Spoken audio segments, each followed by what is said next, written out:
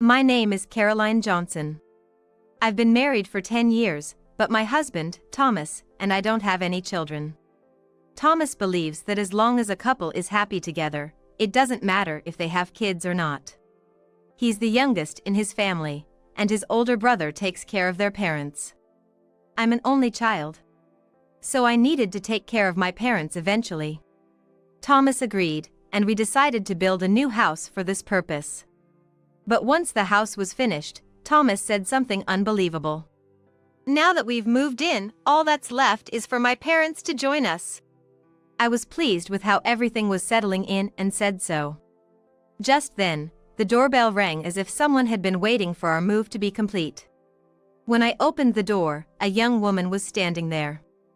Who might you be? I wondered since we hadn't even introduced ourselves to the neighbors yet. But when Thomas came out from inside, he cheerfully invited her in. What do you think? It's a brand new house. Wow, large windows and a lawn. And a spacious kitchen. What about the bathroom? She walked around as if it were her own house, with Thomas showing her around. Thomas was eagerly showing her around. Who is she? I wondered, but couldn't get a moment to ask my husband, who was completely engrossed in attending to her. Maybe she's a relative? I thought as I prepared tea. Nothing beats a new house. The home gym is amazing. Especially the bathroom, it's so big. I could even watch videos while taking a bath. It's so spacious, 2 people could easily fit in there. Well, yeah, it's quite fancy. What? Fancy? When the 2 of them finally came back to the living room, they snuggled up together on the sofa. But I don't like the color of the bedspread. That's easy, we can just replace it with a new one. What are they talking about? The bed doesn't matter. So, we're good then? Of course. Honey, who's this person? She's my lover. What, a lover? Shocked by his unexpected words, I desperately tried to think that he must mean something other than a lover. But I couldn't think of any other possibility. Wow, the old lady looks surprised. Thomas, didn't you tell her anything? No, I haven't said anything yet. That's not good. You should have told her. Don't worry, I'm gonna tell her now. What is he going to say? Who is this woman claiming to be a lover? You might not have known, but Margaret here is my girlfriend. Now he says she's his girlfriend. My husband, Thomas, is 38, and this woman in front of me is clearly in her late 20s. Yet, he's calling her his lover, then his girlfriend. I can't make sense of what he's saying. You still don't get it? You're so clueless. Does this mean you've been cheating? It's not cheating. Is he going to say it's serious? It is serious. Ah, just as I thought. This feels like a line from some TV shows I've seen. The whole "it's not cheating, it's serious" thing. So, this is betrayal, right? Yeah, you could see it that way. But it can't be helped. I love Margaret more than you. Such blatant defiance. So, I'm gonna leave you. A 38-year-old man bringing home such a young woman and suddenly talking about divorce. And this, just after we've built a new house, with a mortgage looming ahead. What about this house? It's brand new, you know? And we've got a mortgage to pay off. You don't need to worry about the mortgage. After all, the house is in your name, so you're the one who'll be paying it. What? Yes, the house is in my name. When we were discussing the ownership, my husband said, I'll be covering the living expenses, so you can handle the mortgage. In return, let's put it in your name. Who knows, I might pass away first. If it's in my name, there'll be all that fuss about inheritance tax, right? That made sense to me, so I agreed to his proposal. So, Margaret and I will live here, right? Right. What do they mean by right? This house was built to live with my parents. I never planned to live with your parents. You were just dreaming that up on your own. How could you? I planned to live here with Maggie from the start. Just as originally intended. How is this originally intended? I wanted to say so much, but my mind went blank and I couldn't think of what to say. Even if I wanted to argue, I couldn't find the words. So, Margaret and I will live here. You should leave. Here, I've prepared the divorce paper. My husband said this mockingly as he handed me the divorce forms. Meanwhile, Margaret was looking at her nails. They were long, neatly manicured. Can he really live with a woman who keeps her nails like that? Hurry up and take it. Once you've taken, pack your stuff and leave. And, take the divorce papers to the court, will you? We're planning to get married soon. The woman said, smiling triumphantly. Feeling rushed, I took the divorce papers and went to the bedroom to pack my things. I was supposed to sleep in this bed tonight, but now it will be my husband and that woman. I felt nauseous. Hey, how much longer are you going to take? Margaret is telling you to hurry up. Just get out already. I couldn't say anything back, barely managing a nod. Leaving the house, I went to the court to submit the divorce papers. Then, I headed to my parents' house, but tears blurred my vision. Arriving home, my mom greeted me, shocked to see me crying. What happened? Mom. I hadn't cried this loudly in years. Tears flooded out as if releasing all the pent-up emotions. Just come inside. Once inside, she patiently waited for me to stop crying. It must have been an hour before I could finally speak. Then, I started talking non-stop, like a dam had burst. What just happened? The betrayal by my husband. His young lover. My mother was undoubtedly shocked after hearing it all. When did it start? When? I wonder. Thinking about it, there had been signs that something was off about a year ago. But I had convinced myself that my husband couldn't possibly be cheating. Or maybe, it was just easier to think that way and stop suspecting him. I see. Well, I understand how you feel. So, what are you going to do now? What to do?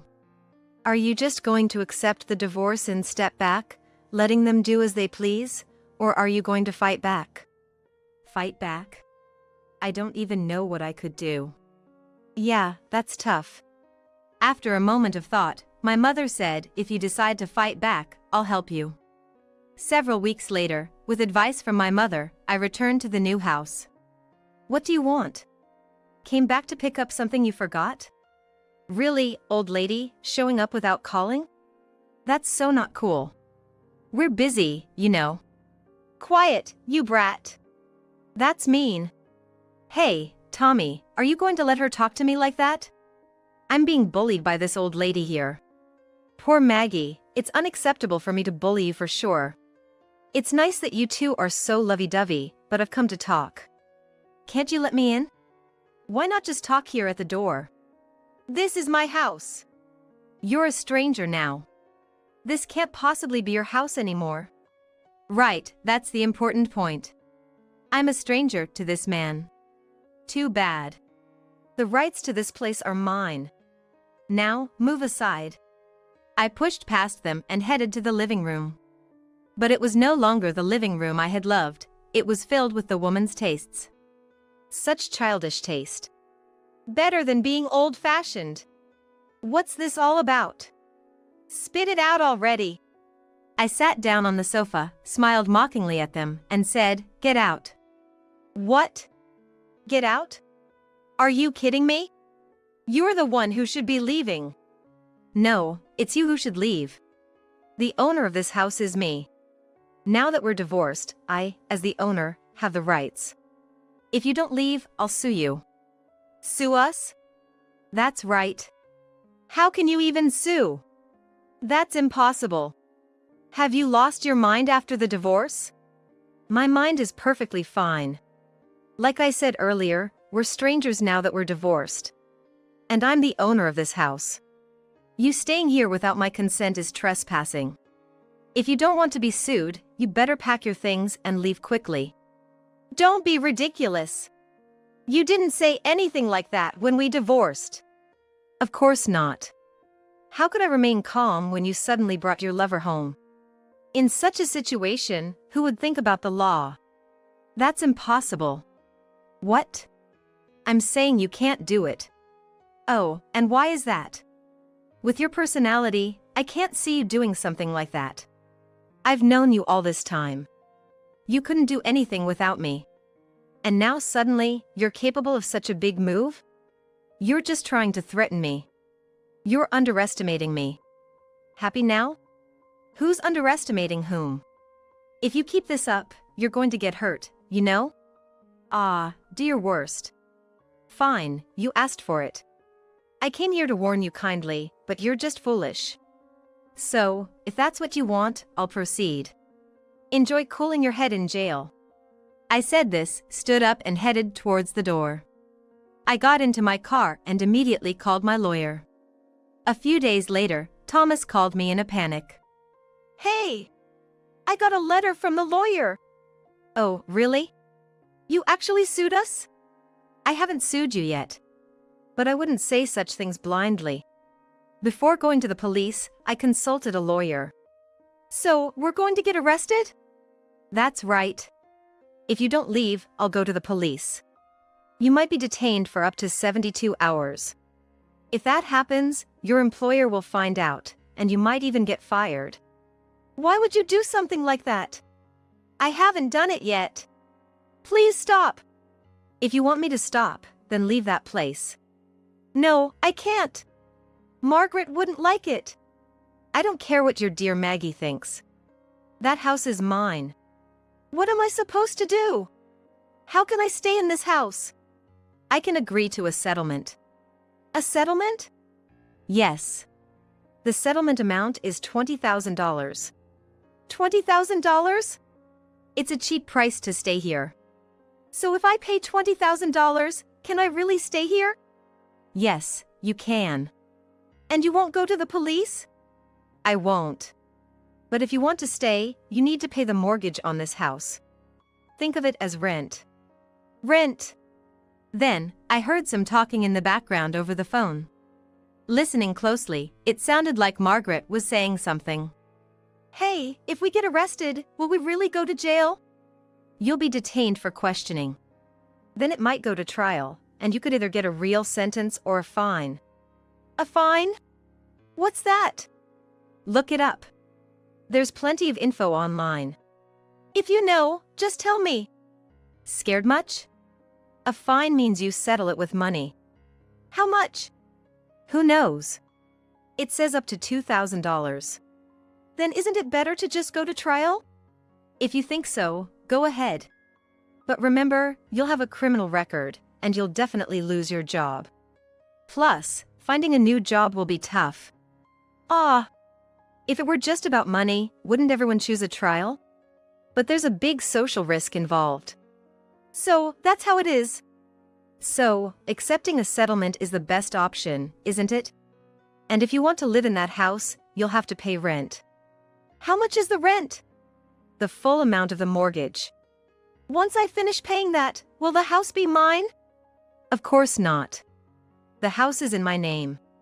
I pay the taxes on it, so it's mine, no matter how you look at it. That's not right, Margaret says. I don't care how wrong she thinks it is. Your dear Maggie doesn't understand the societal aspects, does she? How the world works.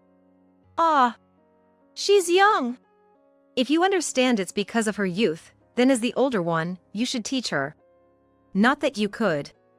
Your words are harsh. Well, yes. We're strangers now, so I don't need to consider your feelings. I used to choose my words not to upset you, but I don't need to do that anymore. I see. Hey, give me the title to the house. The title? Yeah. Margaret wants to own this house. And we didn't divide any property when we divorced. I should at least get the house, right? Do you think we had property to divide? We both contributed to the living expenses from our earnings, right? So, there's no joint savings.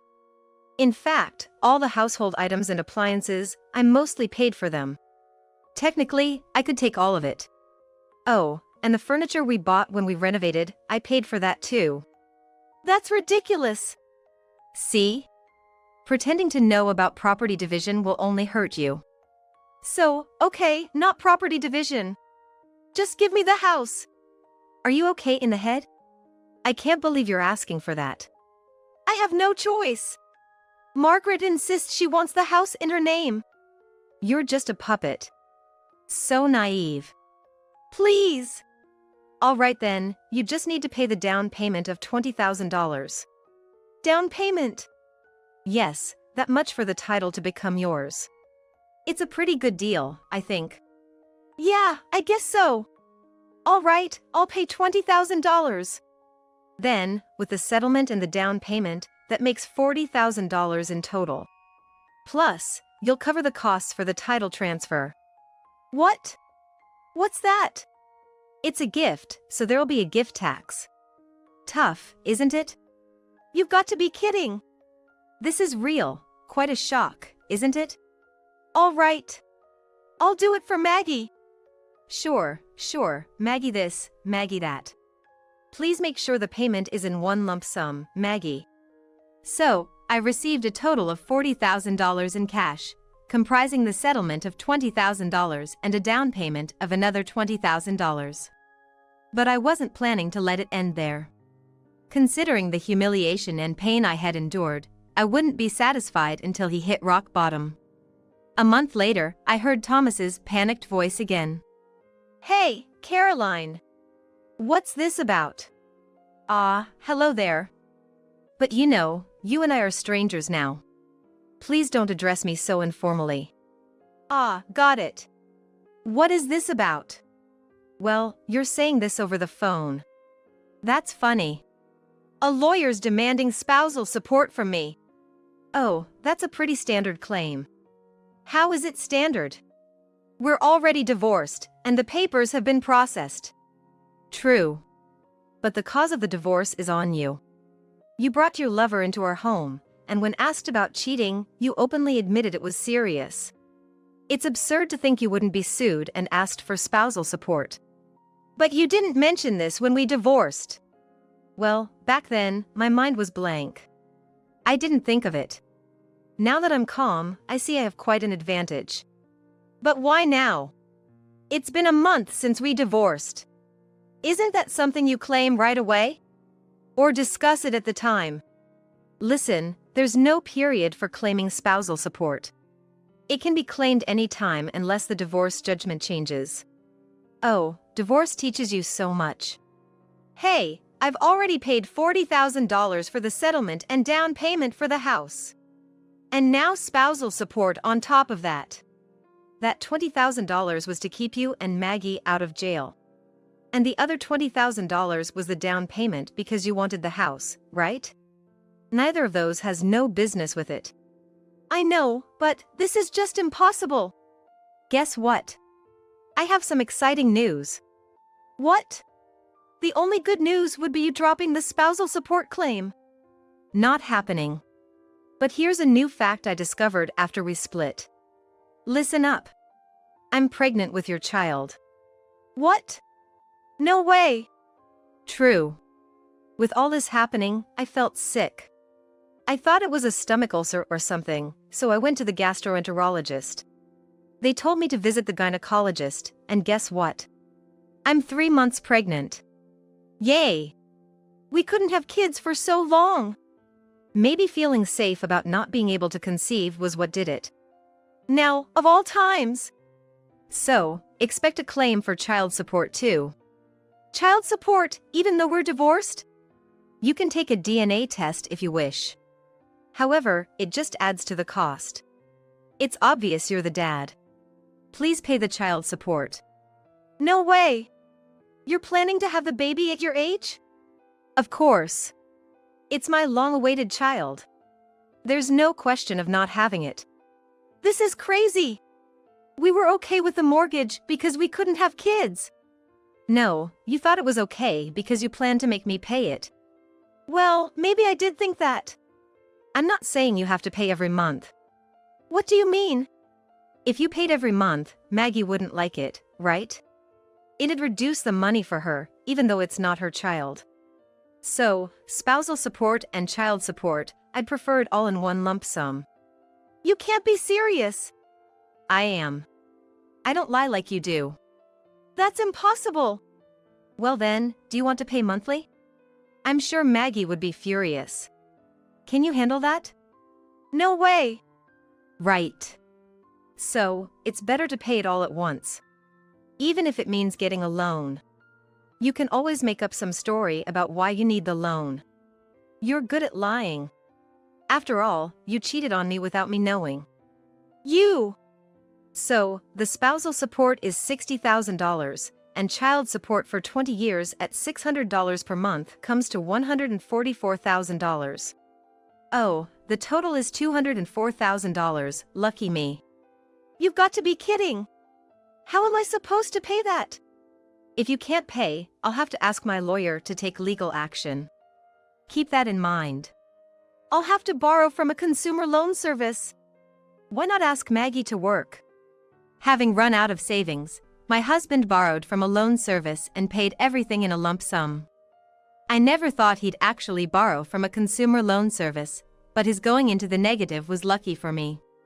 The timing of the pregnancy was surprising, but I think the baby was cheering me on. Now, Thomas is struggling with the mortgage payments. He probably thought he could manage with his savings for a while. I can't pay because I have no money doesn't cut it. So, Thomas's solution was to plead, Maggie, I'm sorry. Could you please work? But Margaret was having none of it. What? Are you joking? Why should I work?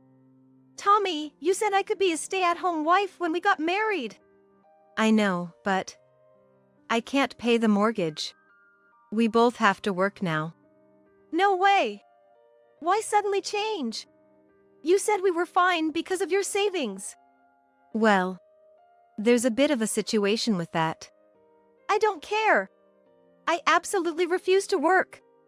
No matter how much he tried to reason with her, Margaret refused to work, not doing anything around the house or even cooking properly. She spent her days playing games or hanging out with friends. This can't go on. I have no choice but to sell the house. Thomas decided to sell and went to a real estate agency run by my friend. This friend, though mutual, was closer to me. What? It's a new house. Why are you selling it? Well, it's because. After hearing the situation, my friend came to me with the story. Everything was in Thomas's favor. Not mentioning anything about his mistress.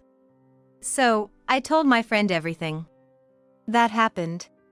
So, can you sell the house? It's tough. It's new but considered second-hand now. Plus, he wants to sell it high. And it's far from the station. But I'll give it a try. However, it didn't sell, and the price kept dropping. He complained that it's down a lot, half of what it cost to build it. Really? It dropped that much? Then I'll buy it. The house, new but now second-hand, was going for cheap, but I wanted it even cheaper. Really? Yeah, but I don't want to buy at the current price. If you can drop it by another $100,000, I'll buy it. Just don't tell Thomas it's me buying. All right, got it. Then, my friend approached Thomas saying, there's someone interested in buying, but they're asking if the price can be lowered even more. If you drop it by another $100,000, they'll buy it. That much? Yes, that's the offer. But think about it, if you keep holding on to the house without selling, the mortgage will just keep piling up, right? It's better to sell, isn't it? Skillfully steering the conversation, my friend managed to get Thomas to agree to lower the price by another $100,000, selling it to me for less than half its original value. However, Margaret, who hadn't been informed about the sale, was furious. Why are you selling the house behind my back? What do you mean we have to move out by the end of the month? This is not a joke. You're so worthless. I'm sorry, Maggie. But I had no choice. If we continue like this, we won't be able to pay the mortgage and we'll lose the house anyway. All that will be left is debt. That's not my problem. You said I could live in a new house when we got married. This is like a fraud. I'm sorry. Please forgive me. There's no way I'm forgiving you. I can't live with a loser like you. I'll divorce you right away. Furious, Margaret left Thomas after he begged for forgiveness. Thomas then used the money from the house sale to repay his consumer loan. However, the mortgage remained. He tried to stay positive, telling himself, "All I have to do now is pay the monthly mortgage." And he continued to pay the mortgage, which had been reduced by about half. But then, further disaster struck. It was the damage bill I sent to Margaret for her annoying harassment before the divorce. Thinking it unfair for Thomas to suffer alone, I sent Margaret a bill for ruining my marriage. Margaret, however, tried to make Thomas pay for it. "Why am I getting this bill? It's not my fault. You're the one to blame. You should pay for it," Margaret said. Frustrated, Thomas came complaining to me. Why are you sending Margaret a damage bill? I could sense his plea for mercy. You know, she was part of breaking up a family, right? It's only what she deserves. But it's all coming down on me. Just refuse to pay if you don't like it, I said, but Thomas, being bombarded with complaints by Margaret, made a promise he couldn't keep to pay it himself. In the end, he borrowed from a consumer loan service again to pay the bill in full. This led him into an even more difficult situation, as the interest on the loans compounded. He worked his day job and cleaned buildings at night, but it didn't bring in much money. Desperate, he even tried medical trial jobs, which left him physically exhausted and struggling through hard days. As for me, I was living comfortably in the new house with my parents and newborn child, enjoying a very affluent lifestyle thanks to the reduced price of the house, the child support and spousal support, and the down payment from Thomas. It's indeed a happy life for me.